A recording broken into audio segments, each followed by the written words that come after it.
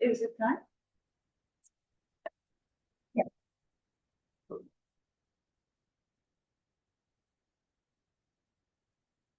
Our next speaker is Emilio Minichiello, and he will talk on Lovász's theorem on chromatic number of graphs.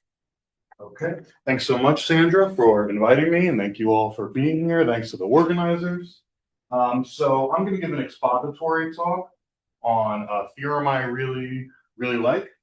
And why I like it so much is because I come from topology, and this is a theorem in combinatorics that Lovász proved in the 70s using topology. So I want to talk a little bit about that today.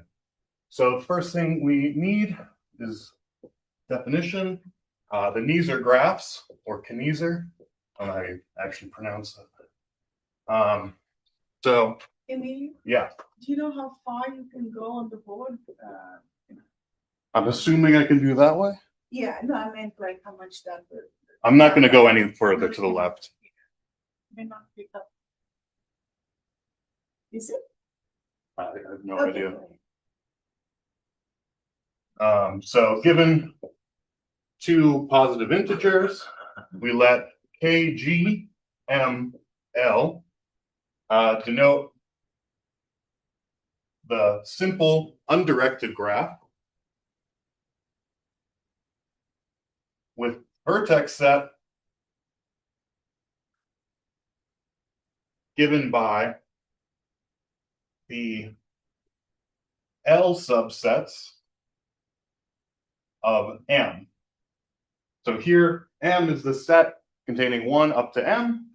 These are the L subsets, the sets with cardinality L.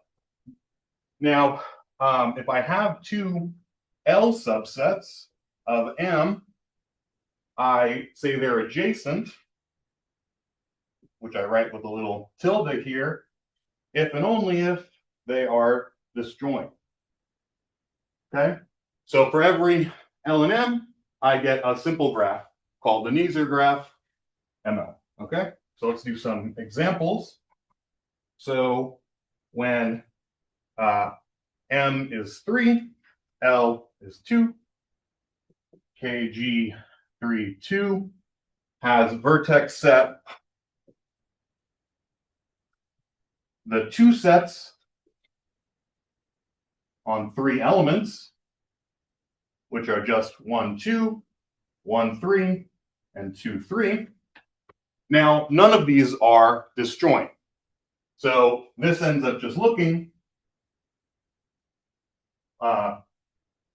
like 3 disjoint points, right? 1,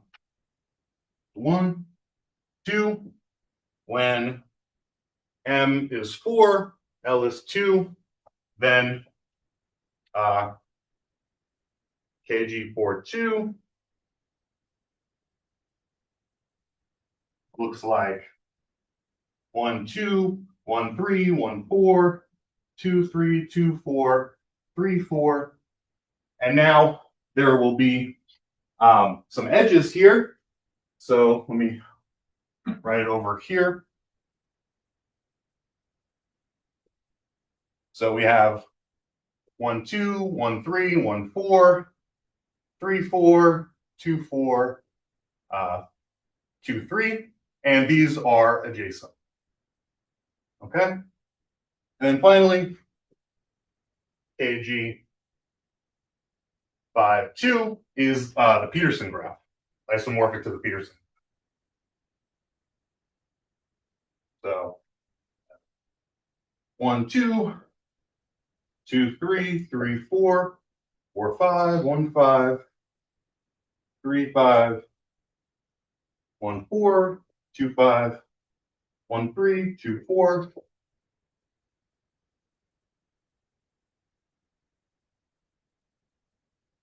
Okay, so this is a very nice family of graphs.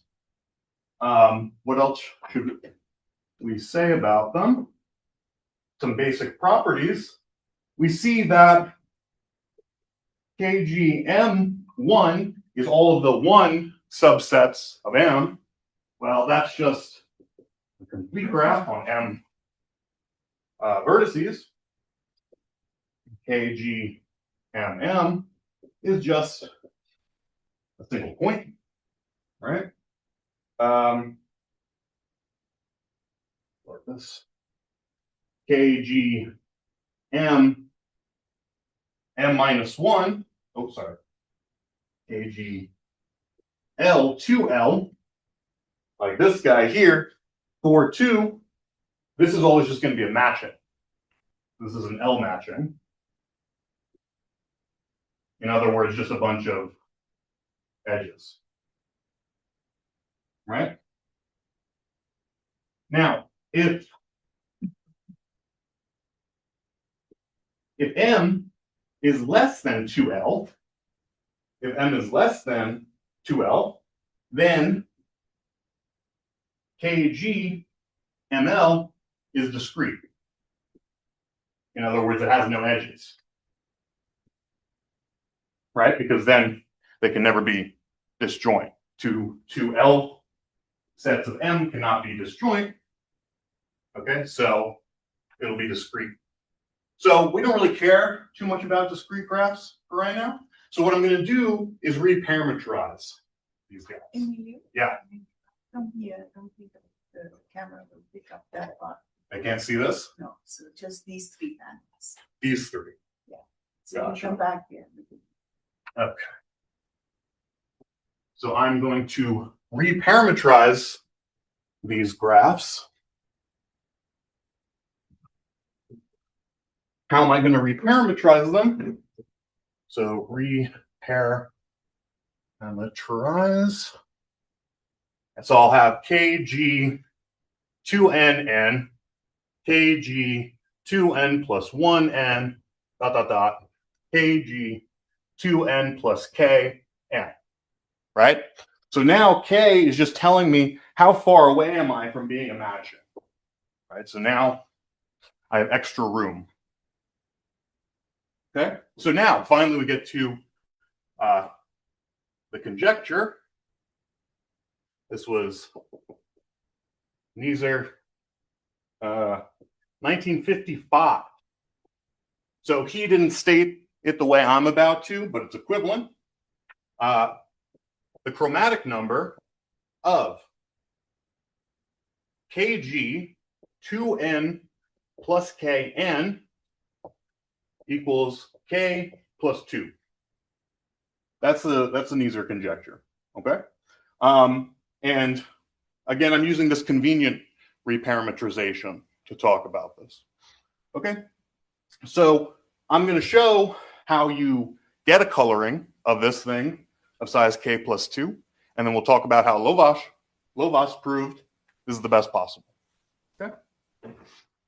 So how do I construct such a coloring? So how to construct such a coloring. I should probably move to this board now, right? You guys can't see here.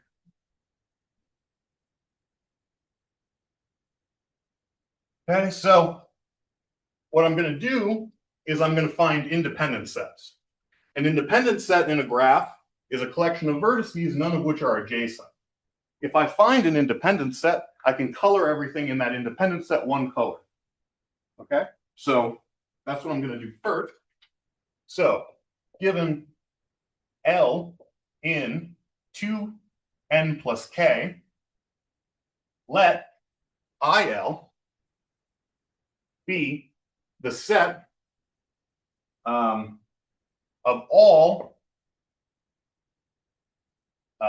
n sets in 2n plus k such that its smallest element is L. Okay? Now, every element in this set cannot be disjoint from each other because they both contain L. So immediately, each of these is an independent set. Okay?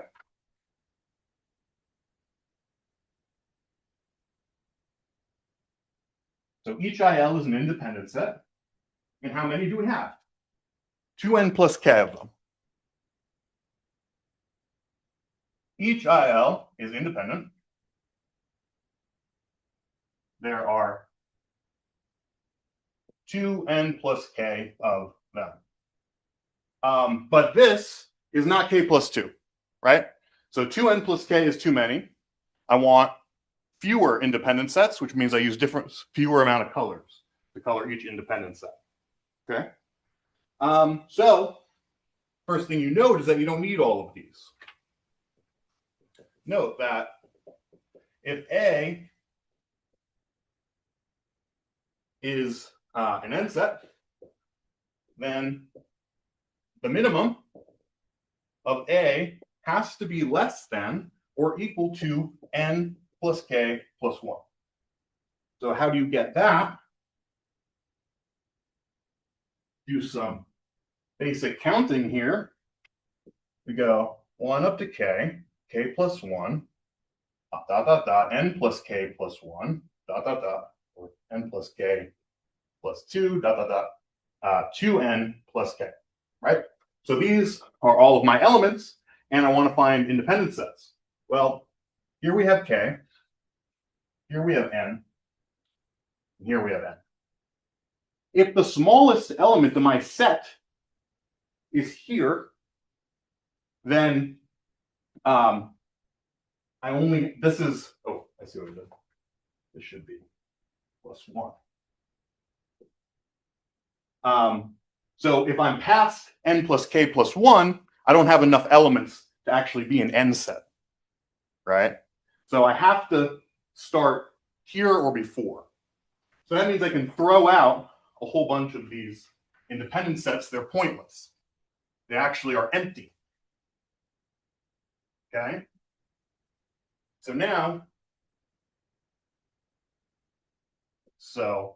now we consider the independent sets I1, I2, up to In plus k plus 1. Okay, so this is looking a little bit better, but we can still do more. So can still do better. What do we need to recognize this time? We recognize that if A and B are both n sets, and the minimum of A and the minimum of B are both greater than k plus 2, then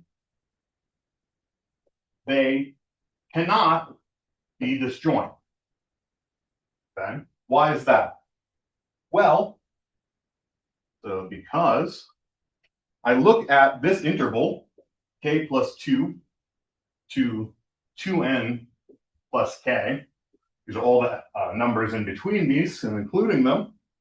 Well, that's 2n plus k minus 2, which is 2 times n minus 1, right? So that means if your minimum is above or equal to k plus 2, then you have n many elements. Both of these have n many elements in a set of size 2 n minus 1.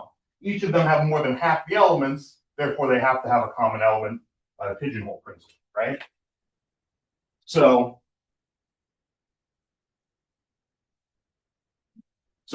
actually we don't even need all of these. So actually, I greater than or equal to k plus 2 union all of these guys, L, greater than or equal to k plus 2 IL. This is an independent set now. By this argument, is independent. Okay, now we've done it. So I1 up to ik plus 1, I greater than or equal to k plus 2 is a partition of 2n plus k and of k plus 2 many independent sets.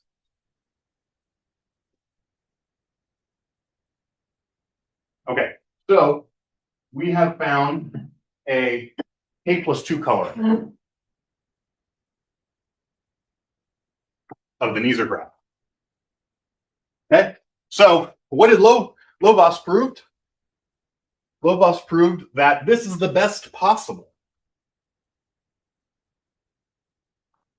So Lovász proved theorem, Lovász, 1978, this is the best possible.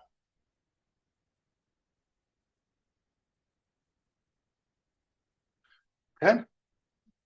But what's really interesting about this to me is the way he proved it. So I'm going to give you the idea of the proof, and then we'll dig into it. Idea of the proof.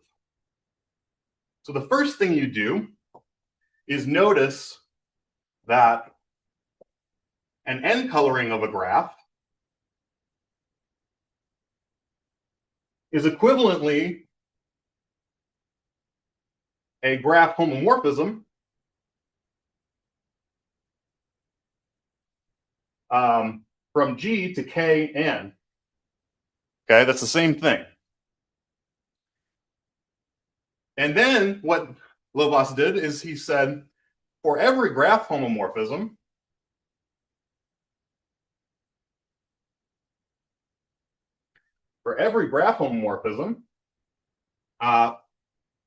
he constructs a continuous function of spaces, which I'm going to call LOV. So not only do I get for every graph a space, I get a continuous function of these spaces. Furthermore, and each of these spaces, topological spaces, has a Z2 action. And the continuous function is equivariant with respect to these actions.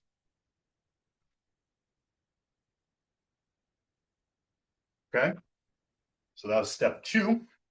In modern parlance, Lovász has constructed a functor from the category of simple graphs to the category of Z2 spaces. Okay, and why in the world would he do this? Well, step 3, show there does not exist any Z2 map from this space to this space.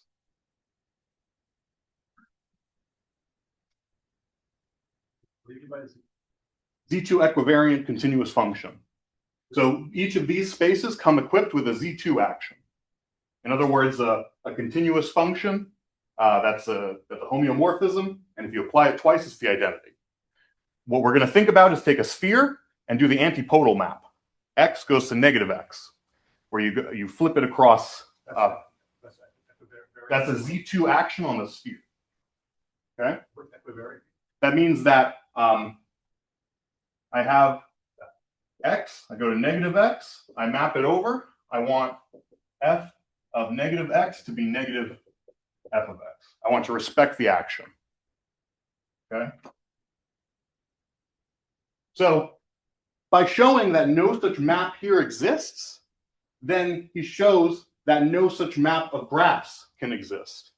Because if there did exist a graph homomorphism, then you would get a Z2 map like this. And he shows this is impossible. Okay.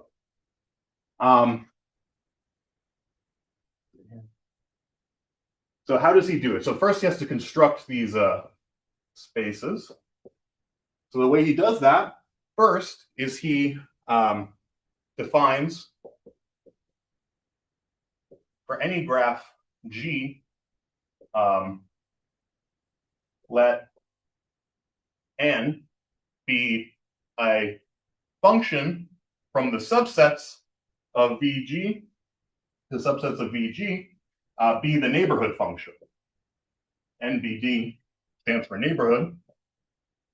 So N of a set of vertices, A, is the set of X in VG such that there exists something in A that X is adjacent to. In other words, this is the open neighborhood of the set of vertices. Okay, so every vertex in here has some neighbor. So this does not include the elements in A itself. Okay, so what does this look like if I have a graph and I have some set A and it has neighbors like this? Then N of A might look like that. And then what might happen is if you take N again, so I take N of this, it might have a bigger neighborhood, right? An open neighborhood. Okay. Define LOV of G to be the poset of those subsets of vertices such that when I do N squared of A, I get this back. And I also don't want this thing to be empty for the whole set. Okay, so for every graph, I can cook up a poset. That poset is a set of vertices that when I take the open neighborhood and I take the open neighborhood again, I get with what I started. So these are very special sets of vertices in the graph. So now this is a poset ordered by inclusion. So your definition of N of A should say X in VG minus A. No, because this means it's irreflexive. X can't be adjacent to itself in a simple graph. But it could be adjacent to something else. Yeah. Oh, that's a lot. So Wait, what? You're saying vertices which are adjacent to some number of things. Yeah. and it's okay if they're in A. No, it's not. The element of N, the element of A be in N of A? Yeah. Okay. Yeah, how I have it written, yeah. Right, okay. So the first thing you can prove about this is that for any simple graph G, if you do it 3 times, you always get the setback that you started with. Okay? Now, once we have a poset, we can come up with a space.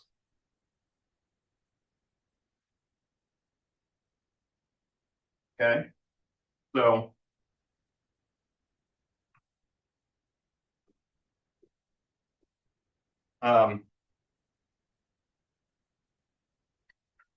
yeah, I want to say that this poset has a Z2 action on it. What's a poset? This. I have the subsets of the vertices. They're ordered by inclusion. By inclusion, okay. Right? This has, so love of G has a Z2 action on it. What's the action? I apply N. Right? So if I apply it twice, it's the identity. But if I apply it once, Sorry, clarification on the N cubed A is A. If I take like A2 and I fix A as one of the vertices, then I apply N 3 times, I get the other vertex, right? It'd probably be N cubed of A is N of A, right? huh? Yeah. So it means N cubed of A is N of A. N of A, right, right. N of A, yes, thank you. Sorry. Thank you. Okay. All right, so this has a Z2 action on it. Now, anytime I have a poset, I can take the order complex of the poset. So now this is a simplicial complex whose vertices are the elements of the poset, and where I have a simplex whenever I have a chain in the poset. So I've taken a poset and I've made a space out of it. I've done it in a way that this Z2 action becomes a Z2 action on this space. Okay? So example, if I have K3, so I look at level K3, then what do I have?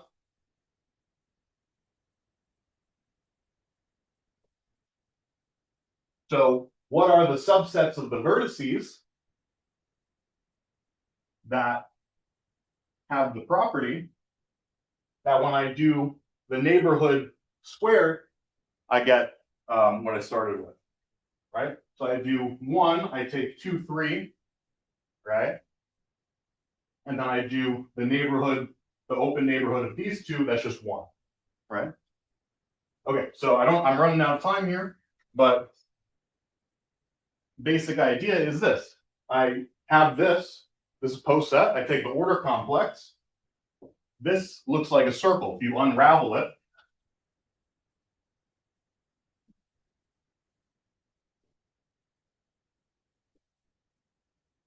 this is a circle. Okay? And so what you can prove is that if you do this for the complete graph,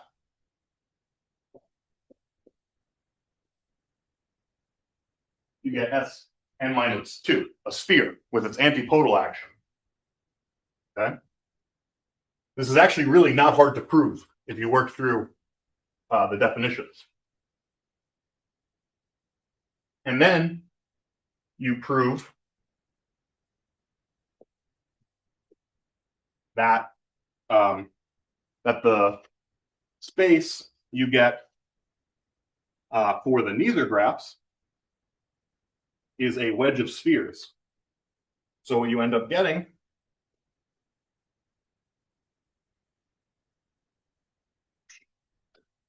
is a wedge of a bunch of K spheres, also not terribly hard to prove.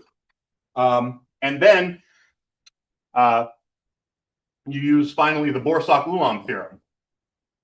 What's the action? Is it the antipodal action on each sphere? Yes, exactly. Then Borsuk-Ulam Theorem says there does not exist a Z2 equivariant map like this if M is less than N. This is a classical theorem in topology. Okay, well, suppose I did have a Z2 equivariant map from here to here. This is a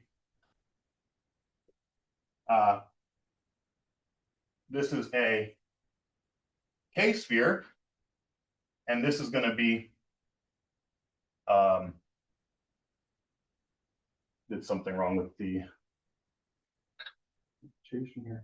This should be K minus 1, and this will be a bunch of spheres. And if I had a Z2 equivariant map, it would break Borsuk-Ulam theorem. Done.